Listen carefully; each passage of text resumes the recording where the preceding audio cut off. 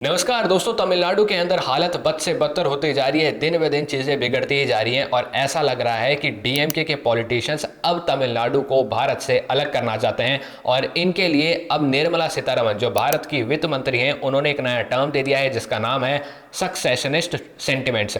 जी हाँ दोस्तों, ये सेंटिमेंट, ये जो शब्द है, ये आपके स्क्रीन पर इस वक्त आ रहा होगा। इसकी क्या स्पेलिंग है आप अच्छे से देख लीजिए। इसको प्रोनाउंस करते हैं सक्सेशनिस्ट के नाम से। अभी एक सेंटिमेंट होता है, जो सेंटिमेंट वो लोग शो करते हैं जो किसी कंट्री से जुड़े होते हैं और अब वो उस कंट्री से अलग होना चाहते हैं। और डीएमके के पॉलिटिशियंस ने और डीएमके की सरकार ने, तमिलनाडु ने अब ऐसी एक हरकत की है। आपको पता होगा कि तमिलनाडु के अंदर बजट 2025 आया और उसके अंदर आपने खूब सारे आर्टिकल्स के अंदर, खूब सारे इंस्टाग्राम पोस्ट के अंदर ये चीज देखी होगी कि डीएमके के पॉलिटिशियंस ने अब तमिलनाडु के अंदर रुपीस का सिंबल बदलकर आरयू कर दिया है, जिसका मतलब आरयू होता है रुपाई, और रुपाई का मतलब तमिलनाडु या फिर यूं बात करें कि तमिल भाषा के अंदर रुपीस होता है। तो आप देख सकते हैं कि उन्होंने बड़ी आसानी से इस जो सिंबल है, ये जो नेशनल सिंबल है, इसको बदल दिया है। अब दोस्तों, ये जो नेशनल सिंबल है, ये एक नेशनल करेंसी का सिंबल है और इसको यूं ही नहीं बदला जा सकता। अगर कोई भी कल को तमिलनाडु का व्यक्ति विदेश जाता है, अमेरिका में जाता है, यूरोप में जाता है, किसी वर्ल्ड बैंक में जाता है या फिर किसी फॉरेन फाइनेंशियल इंस्टीट्यूशन के अंदर जाता है, तो वो अपनी तरफ से बनाया हुआ जो रुपीस का सिंबल है उसको शो नहीं कर सकता। उसको वही सिंबल शो करना पड़ेगा जो साल 2010 के अंदर भारत सरकार ने ऑप्ट किया था। जी हाँ दोस्तों, रुपीस का सिंबल, रुपीस के पास कोई सिंबल नहीं था साल 2010 से पहले। 2010 में जो कांग्रेस की सरकार थी, उन्होंने एक प्रतियोगिता रखी थी और अपने देश के जितने भी डिजाइनर्स हैं जो चित्रकला जानते हैं या फिर ओपन वो चीज थी, और उनको कहा गया था कि आप सभी जो है रुपीस का सिंबल बना के लाइए और हमको जो पसंद आएगा हम उसको ऑप्ट करेंगे। और साल 2010 के अंदर डीएमके के ही एक पॉलिटिशियन, जो जिनका नाम है, डीएमके के ही एक एमएलए थे, एन धर्मलिंगम के बेटे उदय कुमार धर्मलिंगम ने एक डिज़ाइन तैयार की थी जो इस वक्त आपकी स्क्रीन पर आ रही है। और यही डिज़ाइन एज अ रुपीज़ के सिंबल की डिज़ाइन को ऑप्ट कर लिया गया था साल 2010 के अंदर। तो आपको देखने को मिलेगा कि यहाँ पर क्या देखने को मिलेगा, आपको यहाँ पर यही देखने को मिलेगा कि डीएमके के एक एमएलए एन धर्मलिंगम के बेटे उदय कुमार धर्मलिंगम ने एक सिंबल बनाया, उसको साल 2010 के अंदर भारत सरकार ने ऑप्ट कर लिया। और अब डीएमके की ही पार्टी तमिलनाडु के अंदर इस सिंबल को हटा रही है और अपना सिंबल जोड़ रही है। तो आप देख सकते हैं कि डीएमके के पॉलिटिशियंस को खुद को ये चीज नहीं पता कि वो आखिर क्या कर रहे हैं। इसके साथ ही ये भी रिपोर्ट सामने आई कि जब ये एनईपी यानी कि 3 लैंग्वेज पॉलिसी का विरोध डीएमके के पॉलिटिशियंस कर रहे थे, तब डीएमके के एक नेता रेलवे स्टेशन पर जाते हैं और वहां पर वो 3 लैंग्वेजेस को लिखा देखते हैं। पहली थी तमिल, दूसरी थी हिंदी और तीसरी थी इंग्लिश।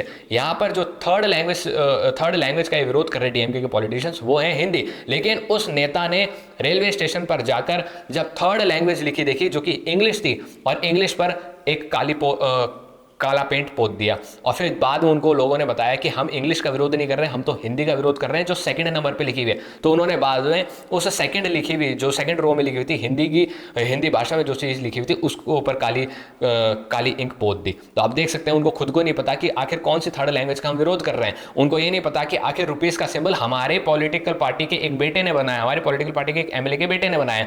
उनको ये नहीं पता कि ये जो सिंबल है जिसका वो विरोध कर रहे हैं, जिसको वो हटा चुके हैं, वो आखिर तमिल से ही निकल कर आया है, जो कि तमिलनाडु से ही निकल कर आया। तमिल के एक उस वक्त के यूथ ने ही बनाया था उस चीज को। उनको ये सब चीजें भी नहीं पता।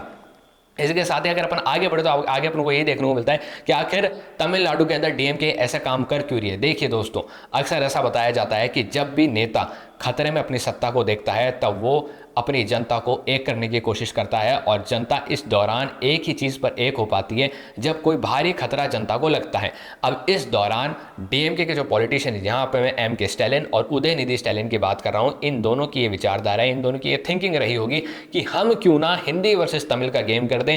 अब क्योंकि तमिलनाडु के अंदर जाहिर सी बात है तमिल बोलने वाले लोग हैं, तो वो उनको हिंदी से इनसिक्योरिटी महसूस कराएंगे और उसके बाद है जनता को एक कर लेंगे। हमारे ना तो कहीं विधायक तोड़ के जाएंगे हमें ना ही हमारे पॉलिटिशियन छोड़ के जाएंगे, ना ही हमारी सत्ता खतरे में आएगी, और हमें वोट भी मिलेंगे इनसिक्योरिटी के नाम पर। ऐसे बहुत से देशों के अंदर बहुत सी सरकारें करती हैं, आपने अक्सर देखा ही होगा। अब इस दौरान जो जोसेफ विजय हैं, जिनकी पार्टी है टीवी के, वो भी तमिलनाडु के अंदर आपको पता है चुनाव लड़ने वाले हैं। तो उन्होंने भी इस चीज़ पर नहले पे देला मार दिया और उन्होंने डायरेक्ट तो ये नहीं कहा कि तमिल वर्सेस हिंदी में हम डीएमके को सपोर्ट करते हैं, डीएमके गलत है। उन्होंने ऐसा कुछ नहीं कहा। उन्होंने ये कहा कि तमिलनाडु के बजट 2025 के अंदर जो भी चीज़ें हुई वो बिल्कुल गलत हैं और जनता के फेवर के अंदर नहीं है। ये सारी की सारी चीज़ें जो हैं पर्टिकुलर एक वोट बैंक को साधने की कोशिश की जा रही है इसके अंदर, यानी कि इलेक्ट्रॉल जो नंबर्स हैं उनको साधने की कोशिश की जा रही है। तो आप देख सकते हैं कि तमिलनाडु की हालत बद से बदतर होती जा रही है और इस वक्त तमिलनाडु को एक नए लीडर की जरूरत है, नई लीडरशिप की जरूरत है। और तमिलनाडु की जनता आखिर 2026 के अंदर जब भी इनके चुनाव होंगे उस दौरान किसको चुनेगी, आखिर देखना यही है कि उस दौरान तमिलनाडु की जनता किसको चुनती है। हालांकि फिलहाल के लिए जो डिबेट है ये कंटिन्यू होती जा रही है, रोज ना रोज कुछ ना कुछ मुद्दे आते जा रहे हैं। आप हमारे साथ जुड़े रहिए, ऐसे तमाम बड़ी खबरों के लिए हम आपके लिए वीडियोस लेकर आते रहेंगे। और दोस्तों, आप हमें सब्सक्राइब भी कर लीजिए।